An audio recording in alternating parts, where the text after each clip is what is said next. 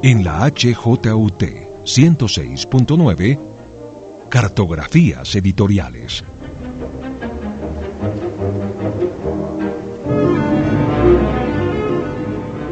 Presenta y dirige María Elvira Jaramillo.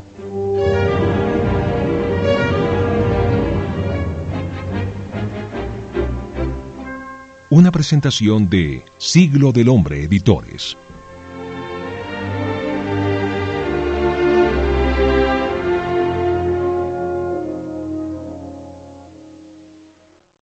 En este programa nos encanta hablar de libros y de todo lo que pasa detrás del mundo editorial. También nos apasiona contarles de nuestros recorridos, esos caminos que hemos hecho con otros, con otras personas, aliados y compañeras de viaje. Y como editorial, la verdad, no entendemos otra forma de caminar que haciéndolo con todos los sentidos bien alerta, buscando esos temas, esas preocupaciones que debemos conocer y divulgar para transformar la sociedad. Hablar sobre la vida, sobre cómo llegamos caminando a la vejez, es uno de esos temas que exige crear puentes de intercambio de ideas y conocimientos. Y es por eso, precisamente, que este programa, que Cartografías Editoriales, Caminando con Siglo del Hombre, se ha convertido en una plataforma para crear un diálogo abierto y crítico sobre el envejecimiento. Bienvenidas a la segunda parada de un viaje para reconciliarse con el tiempo, las canas y las arrugas. Bienvenidos a conversaciones sobre trayectos de la vida. Bienvenidos a la ruta de viaje de la vejez que queremos. No, pues muy buenos días a todos y todas. Estoy muy feliz de iniciar este viaje con ustedes. Bueno, Florence, nosotras estamos a la expectativa y queremos saber en este segundo ciclo, en esta segunda conversación sobre envejecimiento, ¿a dónde nos vas a llevar hoy? ¿Cuál es el propósito de este segundo camino?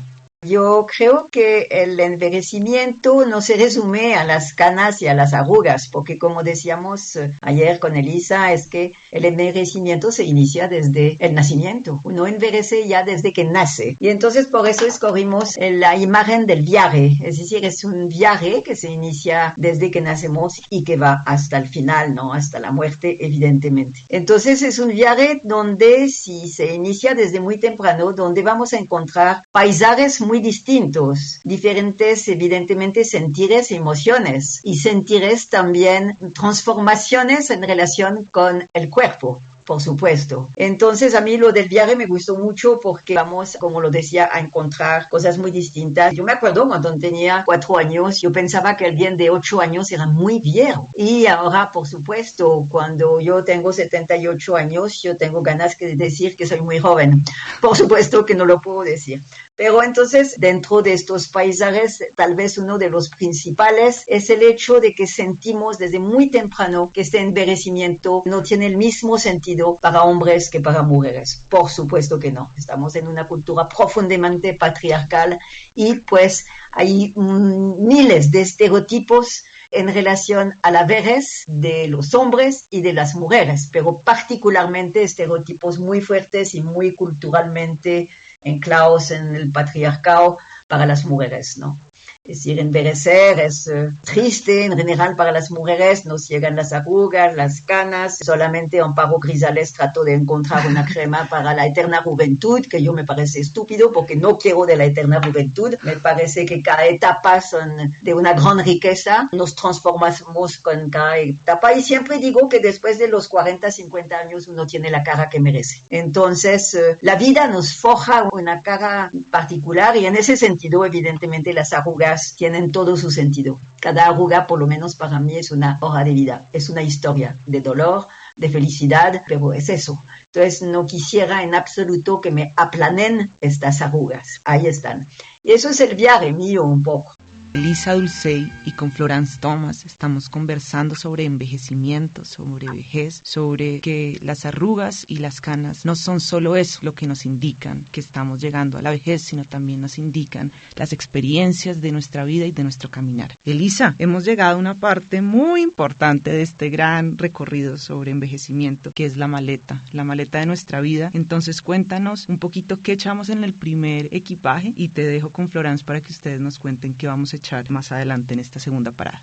María Elvira, yo interpreté lo que nos acaba de compartir Florence como parte de su equipaje para el viaje y me parece que planteó asuntos bien importantes como recordarnos que vivimos cada día más y vivimos cada día menos, que vivimos envejeciendo de comienzo hasta el final de la vida, y algo muy importante, que la forma de vivir, envejecer y de ser persona vieja tiene que ver con múltiples diferencias, entre ellas con diferencias de géneros, por supuesto, y en términos amplios, un poco recordando a esta autora y fotógrafa estadounidense Susan Sontag, el doble estándar de la vejez. Claro que puede haber muchas relatividades en todo caso. Dependemos de las muchas circunstancias, del contexto en que vivimos y de lo que vamos llevando en la maleta, que es precisamente la pregunta que yo le reiteraría a Florence. ¿Qué echarías tú en la maleta? Y yo no sé si será atrevido preguntar si de pronto vas sacando cosas de la maleta o cosas entre comillas, ¿no? Y metiendo otras. Yo, por supuesto, me parece muy bonito la metáfora de la maleta. En esa maleta yo creo que pondría en primer lugar lo que acabamos de citar anteriormente, los estereotipos de género, por supuesto, porque sobre el envejecimiento eso está muy fuerte, muy trascendental, diría yo. Evidentemente que no es lo mismo envejecer para las mujeres y los hombres. Es decir, me acuerdo también de una cosa que habíamos hecho cuando tenía unos 60, 70 años, ahí hace un tiempito, un calendario que se llamaba Mujeres sin fecha de vencimiento, que era muy bonito porque eso es, mujeres sin fecha de vencimiento, ¿no? Lo que no existe para los hombres sí, siempre han tenido nada de fecha de vencimiento, pero a nosotras nos ponen una fecha de vencimiento, tan pronto nos aparecen las arrugas o nos aparecen las canas, ya.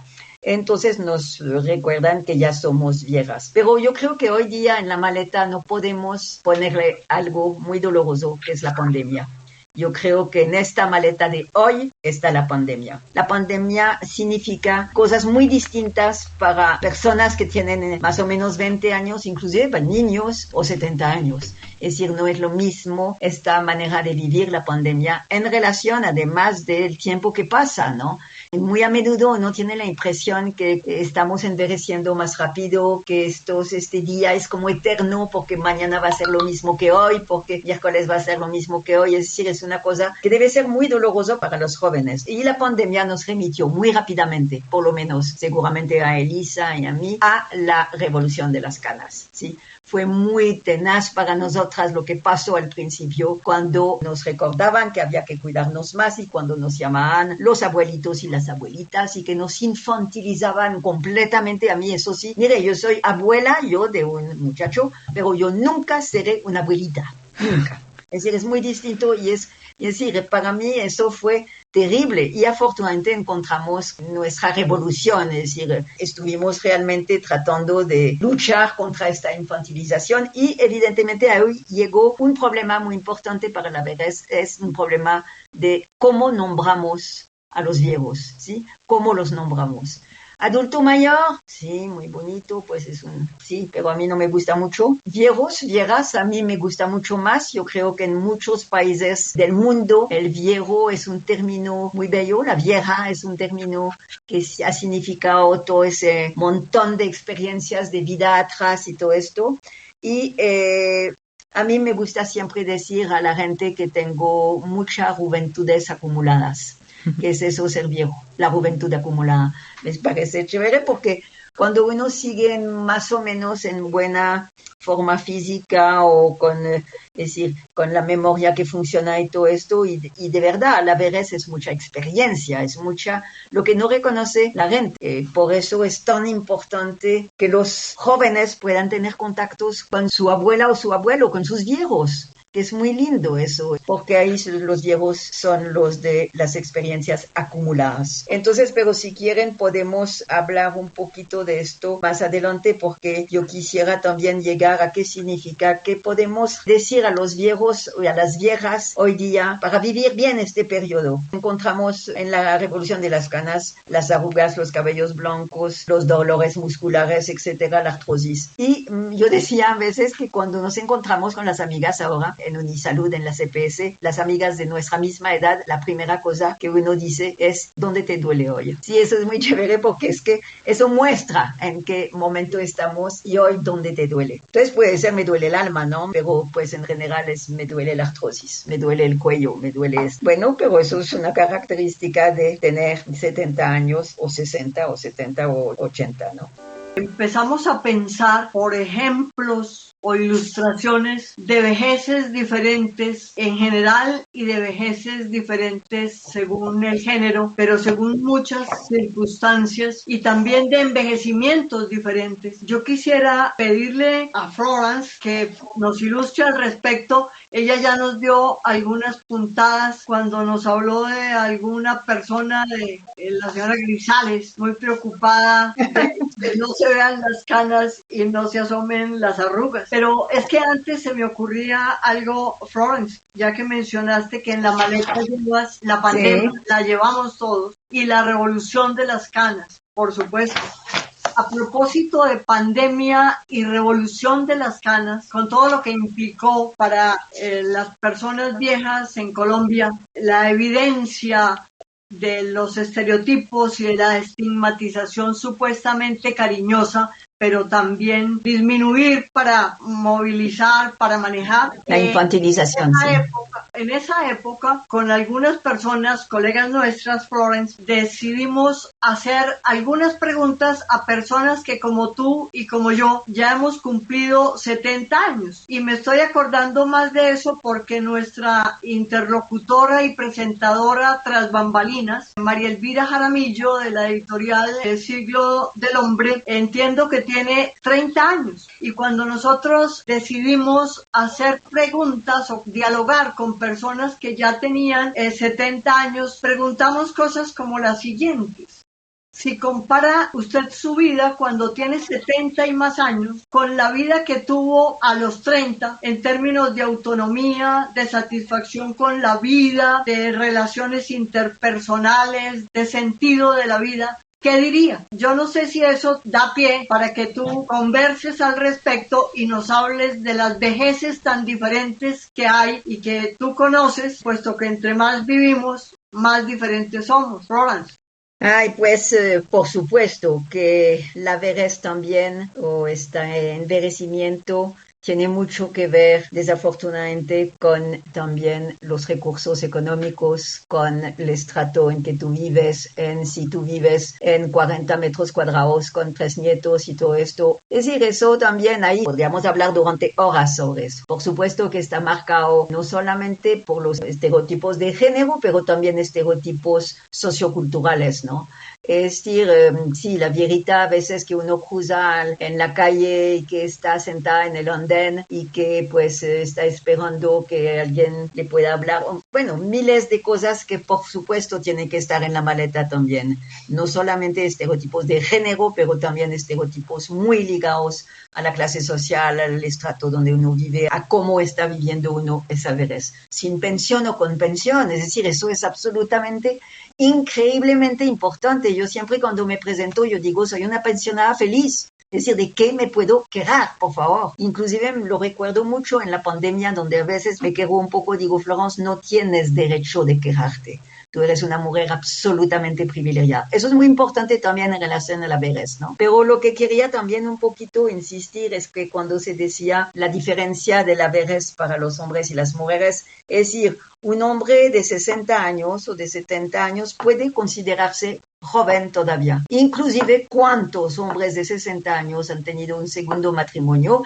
y se casan con una niña, con una mujer de 30 y tienen 60, ¿sí? Cosas que para las mujeres es muy complicado. Eso es también un estereotipo muy fuerte. Ellos son jóvenes y son jóvenes hasta que ya no puedan caminar o ya hay que encerrarlos en alguna parte o ya tengan Alzheimer, desafortunadamente. Ellos son jóvenes y además, yo siempre me pregunto por qué los hombres, eso ha sido una pregunta y ningún amigo mío me ha podido responder de verdad. ¿Por qué un hombre de 60 años prefiere una mujer de 26 a una mujer de 60? Yo no entiendo eso. ¿Qué diálogo muy chévere podría tener un hombre de 60 con una mujer de 60? Imagínese. Es decir, intercambio sus experiencias, sus nietos, sus vidas. ¿Qué hace un hombre de 60 con una mujer de 26? Cuénteme. Además, una mujer de 26 es, bueno, no tiene mucho que contar, ¿no? Aparte de estar frente al espejo y de maquillarse muy bien y todo eso. Es decir, eso nunca lo he entendido y me ha parecido una característica bastante dolorosa en relación a lo que pienso de los hombres. De verdad, una mujer de 60 o una mujer de 50 es una mujer que ha resuelto el problema de la maternidad, que en general conoce su cuerpo, que sabe gozar, que sabe cocinar, que es una mujer llena de experiencia, que puede hablar de sus viajes, de su profesión y todo. ¿Qué puede contar una mujer de 20 años? Ahora, yo exagero porque por supuesto que hay mujeres de 20 años muy interesantes y muy chéveres, ¿no? Eso de pronto, pero eso es una cosa de los estereotipos también de género increíbles. Un hombre de 60 es un hombre joven, es un hombre que tiene derecho a volver a casarse, a tener hijos que deberían ser sus nietos, pero ya se confunden entonces los hijos y los nietos. Seguramente las que me escuchan tienen lleno de ejemplos así en sus amigos, sus amigas. Yo tengo muchos amigos que se volvieron a casar a los 60 años, profesores de la Nacional y todo eso, y tienen hijos y entonces luego tienen nietos también del primer matrimonio, mejor dicho. Es decir, lo que evidentemente las mujeres en general a partir de los 60, 70 tenemos que empezar a pensar un poco a la soledad, a nuestra soledad y tratar de construir una soledad habitada, como digo yo. Pues evidentemente, es decir, hay algo que no hay que olvidar. De todas maneras, a partir de una cierta edad y la mía, se impone cada vez más la densidad y la riqueza del ayer. Es decir, tengo mucho ayer atrás, ¿sí? Es decir, y la fragilidad del mañana, por supuesto que sí. Sin embargo, yo creo que es interesante pensar un poco en la vejez que quisiéramos tener, o por lo menos la que quisiera tener. Es una vejez que ojalá no abandone nunca la curiosidad. Es decir, por ejemplo, les doy un ejemplo, no hay mucho tiempo, pero meterme en esta tecnología que nos obligó la pandemia. Fue terrible para mí, pero diré, lo voy a hacer y ahora sé lo que es un Meet, lo sé que es todo eso. Eso fue largo, mis hijos me regañaban a veces, yo tomé clases con ellos. Bueno, la curiosidad, no abandonar eso. Aprender otro idioma a los 70 años, ¿por qué no? La serenidad también es muy importante, eso es más complicado, no es para todo el mundo. Yo no soy muy de yoga ni nada de esto, pero a veces la encuentro en los libros, leyendo, todo eso. Y hay una cosa que me parece muy bonita, es no olvidar que ahora tenemos tiempo. Es raro porque es contradictorio con lo que dije antes, pero cuando uno está joven, corre todo el tiempo. Nunca se dice, ay no, hermano, no tengo tiempo. No, yo no puedo, no tengo tiempo. Ahora sí tenemos tiempo. Ahora sí podemos tomar las cosas de manera distinta, salir a las 4, ir al cine a la 1 de la tarde. La pandemia a mí me ha hecho mucho dolor con eso. Yo iba mucho al cine a la 1 de la tarde en la Chile, yo vivo muy cerca de la avenida Chile. Es decir, qué rico poder ir al cine a las 3 o las 4, lo que evidentemente mis hijos no pueden hacer. Esas cosas, esas pequeñas cosas, porque la vida sigue, el viaje sigue. Con la vejez sigue con esta, no hay que abandonar con esto lo de lo frágil y precario, ¿sí? Es decir, la vida sigue hasta cuando sigue. Es decir, y estoy muy consciente de que sigue con un mañana muy precario. Al final de este recorrido sobre envejecimiento, esta es la segunda parada del gran ciclo de conversaciones sobre envejecimiento. Hoy hablamos de contexto, de diferencias, de diversidad y también hablamos de esas personas que nos acompañan en la vida. Entre esas que nos acompañan hoy, Elisa, gracias por acompañarnos hoy. Quisiera saber si hay algunas últimas apreciaciones que quisieras compartir con nosotros. Gracias, María Elvira. Nos deja pensando e invitando a construir cada vez mejores envejecimientos y mejores vejeces. Florence, yo estaba recordando algo que leí según eso, Florence, escribiste tener 70 años, que es un poco también lo que reflejas en lo que has dicho. Y tengo un libro que escribiste recolectaste hace 20. Seguimos teniendo la palabra, Sí, por supuesto que seguimos teniendo la palabra. Lo que pasa es que a veces hay que levantarla un poquito más porque a veces no nos oyen muy fácilmente, pero por supuesto que sí. También yo creo que hay un capítulo que nos olvidamos que sería muy bonito, pero para otro, es el capítulo de, evidentemente es un momento en que las amigas se van. Es decir, hay que hablar de eso también, los duelos. Vamos más en las funerarias que en los restaurantes ahí con amigos, sí. Eso hay que hablarlo porque pues eso es un momento duro, pero es así. Los amigos y las amigas se van. Florence, Elisa, muchas gracias por acompañarnos hoy en este segundo recorrido sobre conversaciones relacionadas con envejecimiento. Bueno, y los que nos están escuchando, las personas que nos están escuchando, quiero que sepan que Elisa continúa este viaje con nosotros, porque todavía quedan temas de este gran ciclo de conversaciones. Más adelante hablaremos sobre el cuidado de la salud y sobre la finitud de la vida. Sigamos caminando, sigamos recorriendo esos paisajes de la vida. Recuerden que si quieren saber más cosas relacionadas con el mundo del libro, pueden buscar nuestro podcast en todas las plataformas. Estamos en todas, pero también quiero decirles que este programa se caracteriza porque las conversaciones siempre terminan en un libro. Y así pasa con este tema. En nuestra página web pueden encontrar una sección que se llama Vivimos Envejeciendo. Ahí pueden encontrar una serie de libros que hablan sobre envejecimiento. Y también pueden preguntarle a nuestro equipo librero en nuestras redes sociales. Estamos en Instagram, Twitter y Facebook como @Siglo del Hombre. Sigamos caminando, sigamos cambiando de paisajes. Y estoy segura que nos encontraremos en un próximo recorrido, en un nuevo reto editorial.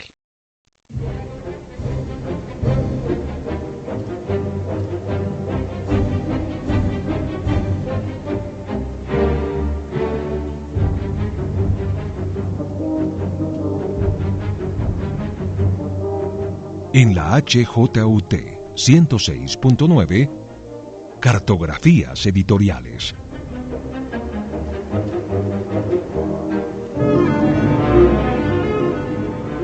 Presenta y dirige María Elvira Jaramillo.